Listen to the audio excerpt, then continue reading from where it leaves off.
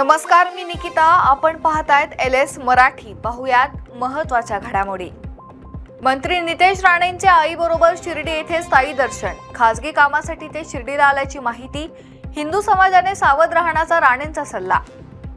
साताऱ्यातील लोणंद येथील माऊली पालखी सोहळ्याच्या तयारीचा पालकमंत्री शंभूराज देसाई यांच्याकडून आढावा.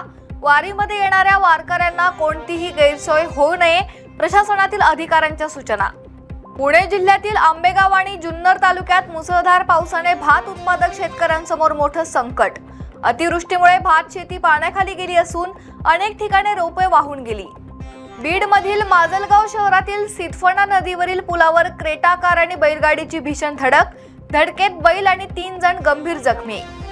नेवासाहून निघालेली ज्ञानेश्वरी पालखी रात्री अहिल्यानगर तालुक्यातील धनगरवाडी येथे मुक्कामासाठी विसावली.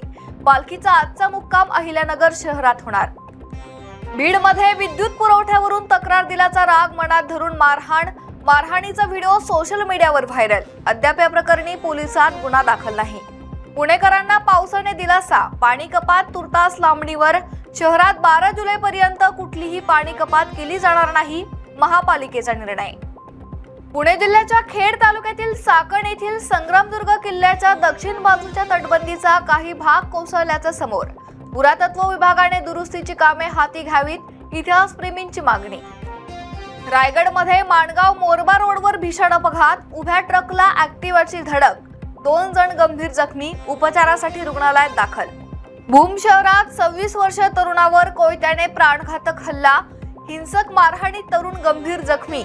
भूम पोलीस ठाण्यात 3 जणांविरुद्ध गुन्हा दाखल. या होत्या महत्त्वाच्या घडामोडी. पाहत रहा LS मराठी.